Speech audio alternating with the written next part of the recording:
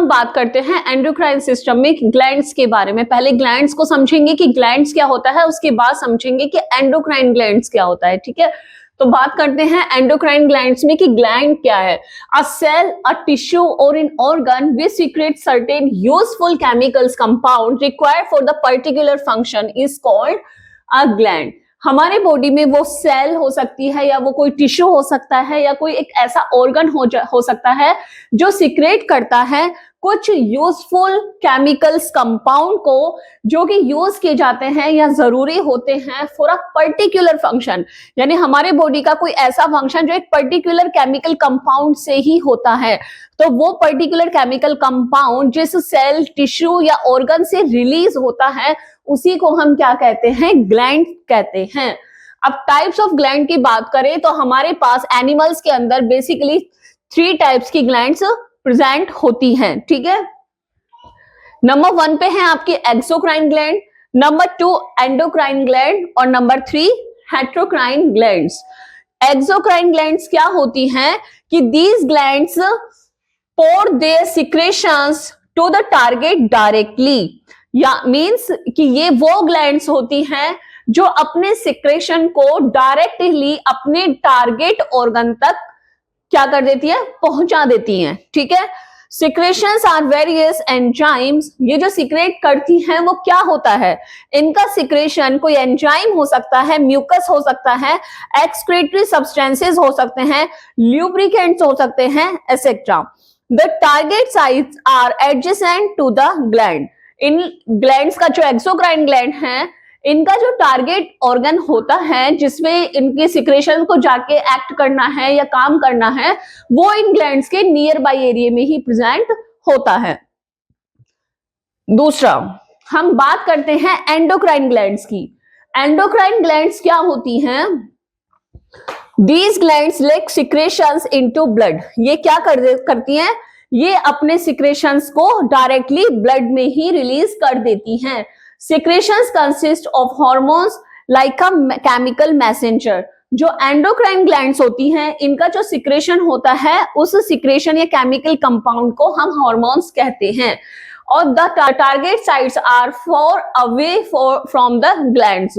Endocrine glands से जो hormones निकलते हैं, जो केमिकल कंपाउंड्स निकलते हैं, उन्हें टारगेट ऑर्गन तक पहुंचने में क्या होता है, डिस्टेंस होता है। मींस ये जो एंडोक्राइन ग्लैंड्स होती हैं, इनका जो टारगेट ऑर्गन है वो इनसे काफी दूरी पे प्रेजेंट होता है, तो ब्लड में ये अपने सिक्रेशंस को रिलीज करते हैं और ब्लड के थ्रू ही वो टारगेट ऑर्गन तक पहुंच पाता है। ठीक है, लास्ट वन हेट्रोक्राइन ग्लैंड्स। बेटा हेट्रोक्राइन ग्लैंड्स क्या होती हैं, हेट्रोक्राइन ग्लैंड जो होती हैं वो ग्लैंड्स होती हैं जिसमें एक्सो और एंडो दोनों ही ग्लैंड्स के टिश्यू अवेलेबल होते हैं। जैसे कि अगर हम बात करें पैनक्रियास और ग्लैंड्स की, ठीक है, ये क्या है, ये ग्लैंड्स हैं, ये वो ग्लैंड्स होती हैं which consist of both exocrine tissues and endocrine tissues.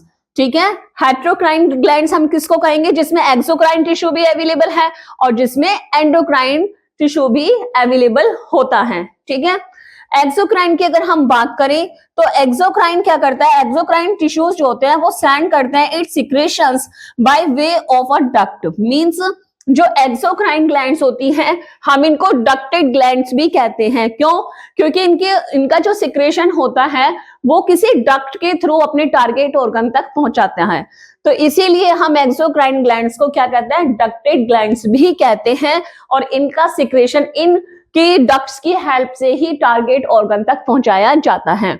जबकि अगर हम बात करें एंडोक्राइन की तो ये डक्ट लेस ग्लैंड्स होती है, इनके पास कोई डक्ट अवेलेबल नहीं है और टारगेट ऑर्गन तक इनका जो सिक्रेशन होता है वो ब्लड के थ्रू ही जाता है। ठीक है, एक्सोक्राइन टिश्यू क्या करता है, सेंड करता है अपने सिक्रेशन को by the help of duct, जबकि एंडोक्राइन टिश्यू जो होता है वो डिस्चार्ज करता है अपने सिक्रेशन को डायरेक्टली इनटू द ब्लड। इनके पास कोई भी डक्टेड जो ट्यूब्स होती है या डक्ट्स होती हैं वो एंडोक्राइन टिश्यू या एंडोक्राइन ग्लैंड्स के पास नहीं होती हैं।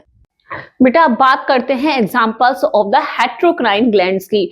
अभी आपको बताया कि जो हेट्रोक्राइन ग्लैंड्स होती हैं वो ग्लैंड्स होती है जिनके पास एक्सोक्राइन टिश्यूज भी होते हैं और एंडोक्राइन टिश्यू भी होते हैं। एक्सोक्राइन की स्पेशलिटी थी कि उनके पास एक डक्ट होती है और एक्सोक्राइन जो टिश्यूज या सेल्स या जो ग्लैंड्स होती हैं वो एक डक्ट में अपने सिक्रेशन को सिक्रेट करती हैं और अपने टारगेट ऑर्गन तक पहुंचा देती हैं। जबकि एंडोक्राइन में हमने देखा जो एंडोक्राइन है वो उनके पास कोई डक्ट है ही नहीं, इसलिए वो उनका जो सिक्रेशन होता है वो डायरेक्टली ब्लड में ही पास कर दिया जाता है और ब्लड के थ्रू, ब्लड के सर्कुलेशन से ही वो टारगेट ऑर्गन तक क्या करता है, पहुंच जाता है। अब इसी का एग्जांपल को देखते हुए हम बात कर रहे हैं हेट्रोक्राइन ग्लैंड्स की कि कुछ ऐसे हमारे बॉडी की स्ट्रक्चर जिनके पास एक ही पार्ट के अंदर एक्सो और एंडो दोनों पार्ट्स देखने को मिलते हैं। समझते हैं। सबसे पहला एग्जाम्पल है पैनक्रियाज, ठीक है। तो ये दोनों क्या है, हेट्रोक्राइन ग्लैंड्स के एग्जाम्पल्स हैं। आपके बॉडी में जो पैनक्रियाज है वो एक हेट्रोक्राइन ग्लैंड है। क्यों है? क्योंकि इसके पास एक्सोक्राइन पार्ट और एंडोक्राइन पार्ट दोनों ही प्रेजेंट होते हैं।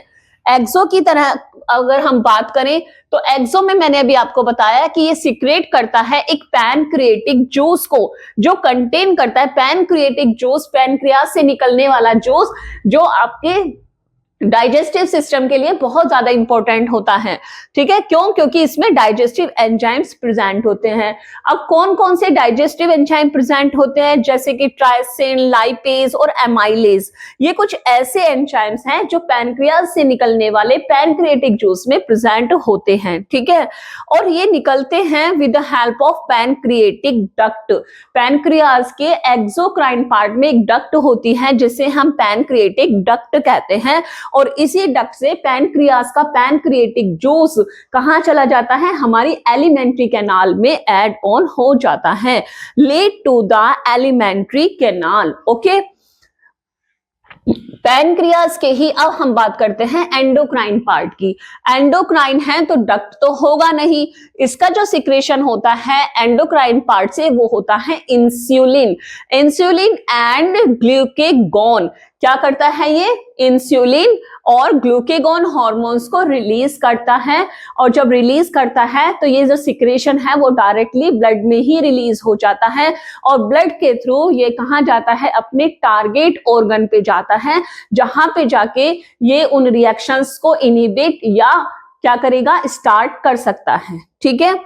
ऐसे ही एक और एग्जांपल देखते हैं हम गोनेड्स का। बेटा गोनेड्स क्या होते हैं?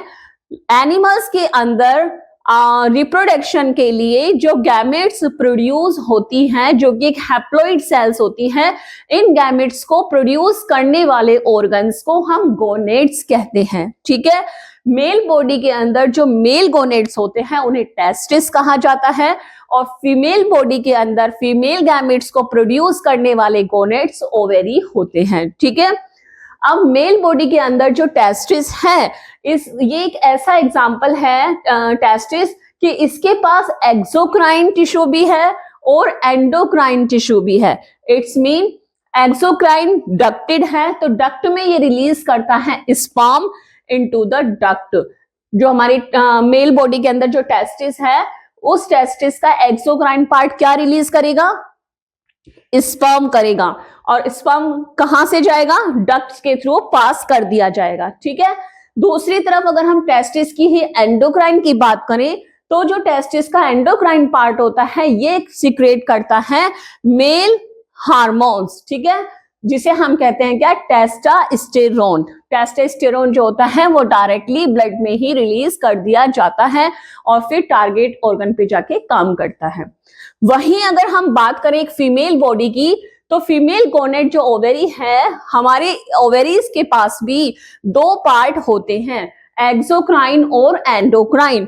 ओवेरी की एक्सोक्राइन जो रिलीज करती है ओवा इनटू द डक्ट, जो ओवा है वो ओवी डक्ट में रिलीज कर दिया जाता है। जो एंडोक्राइन पार्ट है वो फीमेल सेक्स हार्मोन्स को रिलीज करती है जिन्हें हम एस्ट्रोजन एंड प्रोजेस्टेरोन के नाम से जानते हैं। तो इस तरीके से आपको समझ में आया कि जो एनिमल्स होते हैं उनके पास तीन तरीके की ग्लैंड्स हैं, ठीक है। एक्सोक्राइन जो डक्टेड हैं और अपना सिक्रेशन डक्ट्स के थ्रू टारगेट ऑर्गन तक पहुंचाती हैं। एंडोक्राइन ग्लैंड्स जो डक्ट लेस हैं, इनका जो सिक्रेशन होता है हार्मोन्स का वो डायरेक्टली ब्लड में ही कर दिया जाता है और ब्लड के सर्कुलेशन से वो टारगेट ऑर्गन तक जाता है। एक होती है मिक्स्ड, जिन्हें हमने कहा हेट्रोक्राइन ग्लैंड्स, जिनके पास एक्सोक्राइन टिश्यू और एंडोक्राइन टिश्यू दोनों ही प्रेजेंट होते हैं। बेटा बात करते हैं ह्यूमन ग्लैंड्स की, ठीक है, कि ह्यूमन बॉडी के अंदर कौन कौन सी एंडोक्राइन अवेलेबल हैं, एंडोक्राइन ग्लैंड्स और उनके सीक्रेटेड हार्मोन्स कौन कौन से होते हैं। बेटा यहाँ पे बता रहे हैं कि जो एंडोक्राइन ग्लैंड्स हैं वो worry in the embryonic origin, जब एम्ब्रियोनिक डेवलपमेंट होता है तो उस समय पे ये अलग अलग ओरिजिन पे जो एंडोक्राइन ग्लैंड्स होती हैं वो डेवलप होती है, ठीक है। और इसी वजह से ये कोई भी जो ग्लैंड्स होती है एक दूसरे से कनेक्टेड नहीं होती, एक सिस्टम नहीं बनाती, ये एक दूसरे से कैसे होती है, आइसोलेट होती हैं, ठीक है। The endocrine glands vary in the embryonic origin and are isolated from one another, एक दूसरे से अलग अलग होती हैं, क्योंकि इनकी एम्ब्रियोनिक ओरिजिन भी कैसी है, अलग अलग होती है। Thus they do not forms an organ system comparably to the other systems of the body. तो ये सारी ग्लैंड्स मिलके उस तरीके का कोई सिस्टम नहीं बना पाती जैसे सिस्टम्स हमारे बॉडी के अंदर ऑलरेडी अवेलेबल होते हैं। जैसे हमारे बॉडी के अंदर डाइजेशन को लेकर डाइजेस्टिव सिस्टम है जिसमें अलग अलग पार्ट्स एक दूसरे से कोरिलेट करते हैं, रेस्पिरेटरी सिस्टम है, डाइजेस्टिव सिस्टम है, सर्कुलेटरी सिस्टम है, ठीक है, और एक्सक्रीटरी सिस्टम है, रिप्रोडक्टिव सिस्टम है। तो इस तरीके का ये सिस्टम्स जो होते हैं एंडोक्राइन ग्लैंड्स मिलके नहीं बना पाती हैं, बट फिर भी they are together refers to as an endocrine system, एक दूसरे से कनेक्टेड नहीं है और ना ही अलग दूसरे जो सिस्टम्स है उनकी तरीके से ये कोई सिस्टम बना रही है, बट फिर भी हम इसको एंडोक्राइन सिस्टम कहते हैं। क्यों? बिकॉज दे इंटरेक्ट, क्योंकि ये जो ग्लैंड्स होती हैं ये एक दूसरे से क्या करते हैं, इंटरेक्ट करती हैं, ठीक है। Human body possess a large number of endocrine glands, हमारे बॉडी के अंदर एक लार्ज नंबर पे क्या होती है, एंडोक्राइन ग्लैंड्स अवेलेबल होती हैं, which elaborate stores and release chemical messengers called hormones, जो क्या करती हैं, जो सिंथेसाइज करती हैं, स्टोर करती हैं, रिलीज करती हैं एक केमिकल मैसेंजर्स को, एक केमिकल कंपाउंड को, इन्हीं को हम कहते हैं क्या, हार्मोन्स, ठीक है। ये हार्मोन्स के आगे बताया है कि दीज एंडोक्राइन ग्लैंड्स आर, अब हमारे बॉडी के अंदर कौन कौन सी एंडोक्राइन ग्लैंड्स हैं जो हार्मोन्स को रिलीज करती हैं, तो बेटा वो होंगे आपके पास हाइपोथैलेमस ग्लैंड जो करती है कंट्रोल क्या, पिट्यूटरी ग्लैंड के सिक्रेशन को। तो हाइपोथैलेमस एंडोक्राइन ग्लैंड आपके पास है, पिट्यूटरी ग्लैंड आपके पास है जिसे हम हाइपोफाइसिस भी कहते हैं। इसके अलावा आपके गले में नेक पोर्शन में प्रेजेंट है आपकी thyroid gland, parathyroid gland, pancreas आपके पास है, एड्रिनल ग्लैंड्स आपके पास हैं, ठीक है, पाइनियल ग्लैंड्स आपके पास होती हैं, थाइमस, टेस्टिस, ठीक है, मेल बॉडी के अंदर, and ovaries in a female body. तो ये जितने भी नाम मैंने यहाँ पे बताए हैं ये सारे के सारे एग्जांपल्स हैं आपके बॉडी के एंडोक्राइन ग्लैंड्स के जो आपके बॉडी में प्रेजेंट होती हैं। बेटा अभी आपको बताया कि ह्यूमन बॉडी के अंदर कितने टाइप की एंडोक्राइन ग्लैंड्स प्रेजेंट होती है। आपके ब्रेन में प्रेजेंट होती है हाइपोथैलेमस ग्लैंड, पिट्यूटरी ग्लैंड, उसके बाद आपके गले में प्रेजेंट होती है नेक पार्ट में थाइमस ग्लैंड, ठीक है, फिर आपकी एड्रिनल ग्लैंड प्रेजेंट है, गोनेड्स की फॉर्म में टेस्टिस एंड ओवरीज हैं, ठीक है, और एड्रिनल ग्लैंड्स भी आपके पास प्रेजेंट होती है। अब हम बात करते हैं इन्हीं ग्लैंड्स को वन बाय वन डिटेल में, ठीक है। तो सबसे पहले हम देखते हैं हाइपोथैलेमस ग्लैंड्स को। बेटा जब आपको ब्रेन पढ़ाया था तभी बताया था कि जो हाइपोथैलेमस है वो आपकी कहां पे प्रेजेंट होती है, जो सेरिब्रल हेमिस्फीयर्स होते हैं इनके नीचे जो वेंट्रिकल था वो था लेटरल वेंट्रिकल, और उसी के बेस में यानी ब्रेन के बेस पार्ट में ये प्रेजेंट होती है, ठीक है। तो यहाँ पे आपको बताया था कि लेटरल वेंट्रिकल के नीचे जो ऊपर वाला पार्ट है इसको हमने एपिथैलेमस कहा, साइड्स को हमने थैलेमस कहा, बेसल पार्ट्स को हमने जो इसका फ्लोर था उसको हाइपोथैलेमस कहा था। अगर कंफ्यूज है तो ब्रेन वाली वीडियो को आप एक बार देख लें। और इसी हाइपोथैलेमस पार्ट से कनेक्ट थी पिट्यूटरी ग्लैंड्स, ठीक है। तो हम बता रहे हैं कि जो हमारी हाइपोथैलेमस ग्लैंड है ये हमारे बेस ऑफ द ब्रेन में प्रेजेंट होती है और ये हमारे नर्वस टिश्यू से ही कंपोज्ड होती है, और इसमें सिक्रेशन के लिए न्यूरोसिक्रेटरी सेल्स प्रेजेंट होती हैं जो hypothalamus secrete several neuro hormones करती हैं जिन्हें हम रिलीजिंग हार्मोन्स भी कहते हैं, ठीक है। समझ में आया कि हाइपोथैलेमस क्या करेगा, हाइपोथैलेमस सिक्रेट करता है बहुत सारे हार्मोन्स को, जिन्हें हम न्यूरो हार्मोन्स कहते हैं, और इन्हीं न्यूरो हार्मोन्स को हम रिलीजिंग हार्मोन्स के नाम से जानते हैं, लाइक RH, रिलीजिंग हार्मोन्स, जो रिलीज करने के लिए काम करेंगे अदर ग्लैंड्स के सिक्रेशन को, या हम इन्हें कहेंगे इनहिबिटिंग, यानी वो इनहिबिटिंग हार्मोन्स या इनहिबिटिंग फैक्टर्स को भी रिलीज करता है जो सिक्रेशंस को रोकने का काम करते हैं, ठीक है। These neurohormones are carried to the pituitary gland to stimulate or inhibit the secretions of anterior pituitary gland.